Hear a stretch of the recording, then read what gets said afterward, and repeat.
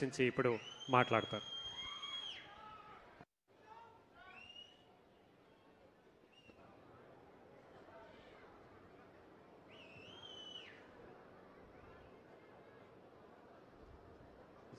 సహచర మంత్రివర్గ సభ్యులు గౌరవనీయులు మీరందరూ అభిమానించే నాయకుడు శ్రీ పయ్యావుల కేశవ్ గారు,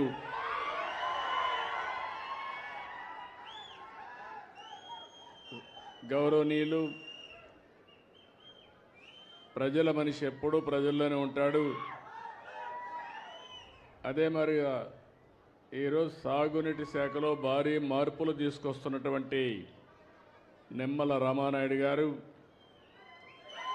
వేదికపై నుండే పెద్దలందరికీ, గౌరవ శాసనసభ్యులు, అదే మరిగా తెలుగుదేశం పార్టీ కుటుంబ సభ్యులు, నేను ఈరోజు ఈ గ్రామానికి వచ్చినప్పుడు నాకు అఖండ స్వాగతం పలికిన సోదరిమణులందరికీ మీ ఉత్సాహం చూస్తూ ఉంటే ఎన్నోసార్లు వచ్చాను. వచ్చినప్పుడంతా కూడా మీ ఉత్సాహం పెరుగుతూ ఉంది, అభిమానం ఉప్పొంగిపోతూ ఉంది. అది చూసినప్పుడు నాకు అనిపిస్తుంది, నేను ఎన్ని జన్మలెత్తి మీకు సేవ చేసినా మీ రుణం తీర్చుకోలేను, అంత అభిమానం చూపిస్తున్నారు. అదే సమయంలో మనం మాట్లాడుకునే మునుపు ఈరోజు మీరు చూస్తే దేశం మొత్తం యుద్ధ వాతావరణంలో ఉంది. ఏదైతే మన వాళ్ళ మీద ఎవరైతే టెర్రరిస్టులు ఉన్నారో వాళ్ళు వచ్చి దాడులు చేయడం, దానిపైన దేశమంతా కూడా ఎక్కడికక్కడ చలించిపోవడం, అది చూసిన తర్వాత ఇప్పుడే కాదు ఎప్పుడూ మన దేశం టెర్రరిజానికి వ్యతిరేకం.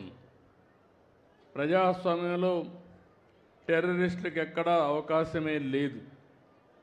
అలాంటిది మన దేశంలో ఎవరైతే మీరు చూస్తే దేశంలో చాలామంది వివిధ ప్రాంతాలకు చెందిన వ్యక్తులు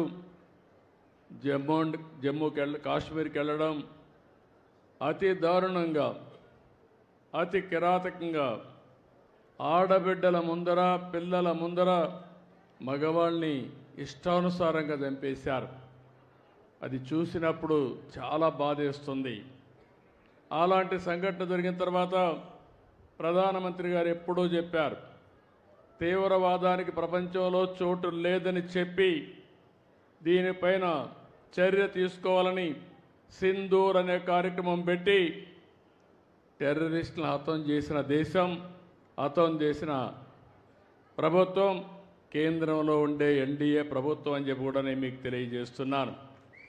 అలాంటి చేసినప్పుడు ఎక్కడికక్కడ వాళ్ళు కరెక్ట్ చేసుకోవాల్సింది పోయి మళ్ళీ ఏదైతే ఈరోజు పక్కనుండే పాకిస్తాన్ అయితే మళ్ళీ మన మీద దాడులు చేస్తూ కవ్వింపు చర్యలు చేస్తున్నారు. అయితే మన దేశంలో ఒకటే చెప్తున్నా, మొన్న కూడా నేను చూశాను, అమరావతి చివరి మీటింగ్ ఆ రోజు ప్రధానమంత్రి గారు వచ్చింది. అమరావతిలో కొన్ని లక్షల మంది సమక్షంలో నేను ఒకటే చెప్పాను, ఈ దేశాన్ని రక్షించే శక్తి ప్రధానమంత్రికి ఉంది, ఎవ్వరూ ఏమీ చేయలేరని మేము ఆ రోజు చెప్పాం. అది చేసి చూపిస్తారని మరొక్కసారి మీ అందరికీ విజ్ఞప్తి చేస్తున్నా. అయితే ఒక్కొక్కసారి బాధ కలుగుతుంది, ఇలాంటి జరుగుతూ ఉంటే ఈ జిల్లాలో చాలా గ్రామాల్లో చాలామంది దేశభక్తితో డిఫెన్స్కి వెళ్తున్నారు. మేము కూడా దేశాన్ని కాపాడాలి, నా వంతు బాధ్యతగా నేను కూడా దేశ సేవ చేయాలని చాలామంది ముందుకొచ్చి యువకులైతే ఈ యొక్క రక్షణ శాఖలో చేరుతున్నారు. అందులో చేరిన వ్యక్తుల్లో మన తెలుగు బిడ్డ మురళీ నాయక్ ఈ జిల్లా వాసి. ఆ మురళీ నాయక్ ప్రాణాలు కోల్పోవడం చాలా బాధేస్తుంది. ఈరోజు మీరు చూసినప్పుడు జమ్మూ కాశ్మీర్ సరిహద్దుల్లో పాకిస్తాన్ జరిపిన కాల్పుల్లో మన ఉమ్మడి జిల్లాకు సంబంధించిన వ్యక్తి నిన్న చనిపోయారు. గోరంట్ల మండలం కల్లి తండాకు చెందినటువంటి మురళీ నాయక్ వీర మరణం, దేశం కోసం చనిపోయారు. బాధేస్తుంది. వాళ్ళ తల్లిదండ్రులతో ఇప్పుడే నేను మాట్లాడాను. తల్లి వచ్చి జ్యోతిబాయ్, తండ్రి వచ్చి రామ్ నాయక్. వారికి నా ప్రగాఢ సానుభూతి తెలియజేస్తున్నా. ఈ రాష్ట్రం, ప్రభుత్వం, సమాజం మీకు అండగా ఉంటామని ఈ సభా సమావేశంలో హామీ ఇస్తున్నానని చెప్పి కూడా నేను మీకు తెలియజేసుకుంటున్నాను. 2 సంవత్సరాలు ఆర్మీలో ఉన్నాడు, ఎనలేని సేవలు అందించాడు. మనమందరం ఒక విషయం గుర్తుపెట్టుకోవాలి. ఈరోజు ఎవరైతే సైనికులు ఉన్నారో వారు బార్డర్లో ఉండి అనునిత్యం మన కోసం నిద్రాహారాలు మాని దేశ రక్షణ చేస్తున్నారు కాబట్టి మనం హాయిగా నిద్రపోగలుగుతున్నాం.